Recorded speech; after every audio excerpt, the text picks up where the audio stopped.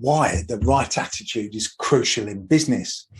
Knowing when and why to monitor or adjust your attitude isn't something we're taught as a rule in school, unless we count getting a detention for being a bit mouthy in class, or a kid in a year above putting us on our arse for the same reason. My point is learning how much of an impact your attitude has on, well, pretty much everything. Everyone around you, your relationships, your work performance is probably the biggest step you can take towards reaching your full potential in business. If you're familiar with my blogs and webinars, you'll know that I believe we all have the power to choose our inner dialogue, and that we should choose one of self-motivation and encouragement and not one of self-defeat.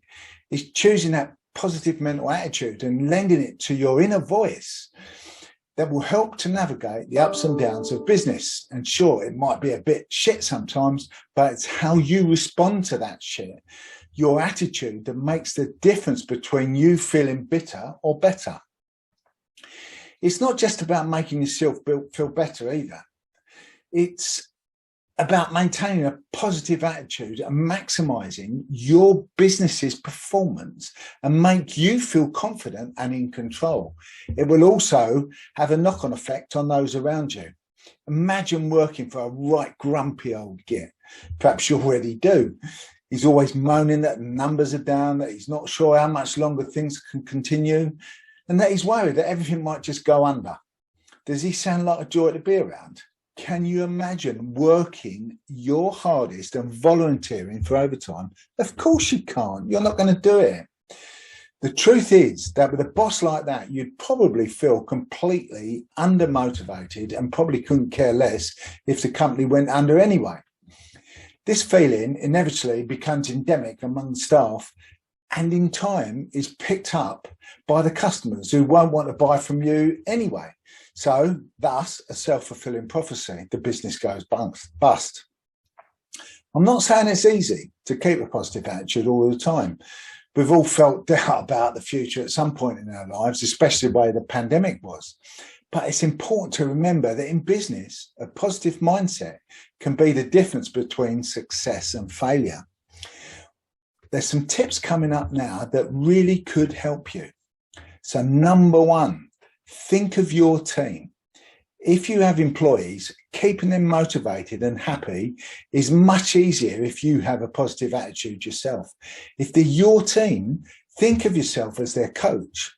Let them know that they have a chance to win if they believe in themselves and follow your game plan. No matter how bad things are looking, never let your team know that you have doubts. Always let them know that there's a chance to achieve success. Number two, be happy that you do what you do. If you're ever having one of those days, and we all do, where conjuring up a positive mental attitude is seriously hard work, keep in mind that you choose to set up your business because it was a passion of yours, something that you loved in an area of expertise that made you happy. If you can remember this and stay happy while you're working because of it, then all that positivity can lead to good things. It might be a case of removing yourself from your business for a very short while until you remember how much you love it, how it feeds your soul. Think how lucky you are to be able to have the chance to do it for a living and feel the positivity flow. Number three, be proactive. Don't sit there and wait for opportunities and good things to come to you. Go out into this world and grab them. Someone with a negative mindset will dwell on their problems, business or otherwise, growing them into their head to epic proportions until they are all-encompassing and insurmountable. All they think about are those problems, and that mindset will attract more problems and start a snowball effect until you're buried under an avalanche of your own creation. Having a positive mindset and a positive attitude and a positive inner voice means that you will look for solutions and opportunities instead, and your problems will shrink as you attract more and more good things to you. Be accountable. Whether you work solo or whether you have employees, when it comes to your business, the buck stops with you. So prepare to hold yourself accountable when things go wrong. This doesn't have to take you down into a negative spiral. Use any failures as a learning opportunity and try to take anything positive from the situation. Remember that failure is the prerequisite to growth. Blaming other people for failures, it isn't big and it isn't clever. Also, it's a pretty fast track to negativity city central. Even if an employee, for an example, was to blame for your business's shortcoming, being excessively negative by keeping banging on about it is just a huge waste of your time and energy. Instead, move on and stay positive. Look for solutions rather than dwelling on the problem. Number 5, don't be too proud to accept help. There's no rule that stays. In order to run your own business, you have to do everything yourself. So accept help gladly when it's offered and ask for it when you need it. Accepting help can mean that all of the issues that are frustrating you or distracting you from growing your business can be taken care of, making it easier for you to remain positive and have more time and energy to devote to your passion, which is why you started the business in the first place. Number 6, be grateful. Take a little bit of time every day to be grateful for the things you do have. Daily affirmations, or writing it down in a gratitude journal if you have one, or talking it out loud into the mirror makes you feel a bit of a tit. Don't worry about it.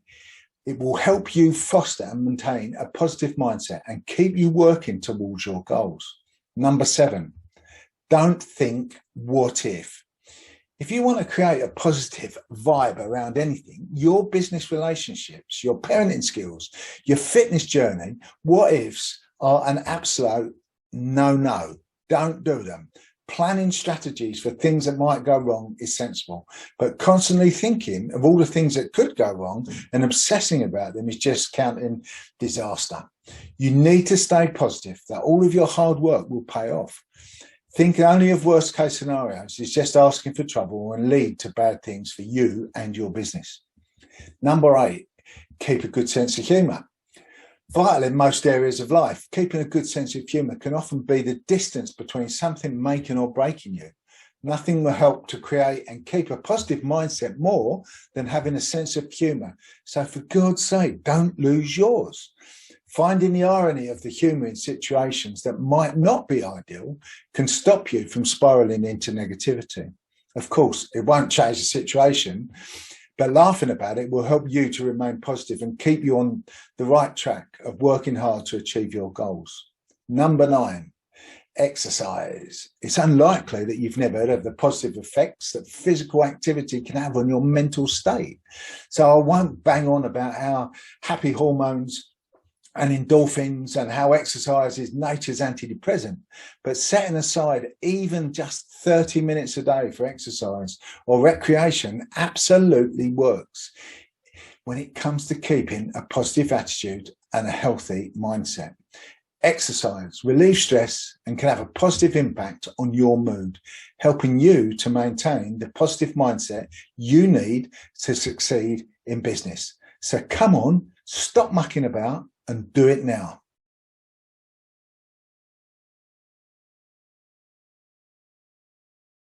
And if you've enjoyed this video, please watch the next video just here or subscribe to my YouTube channel just here.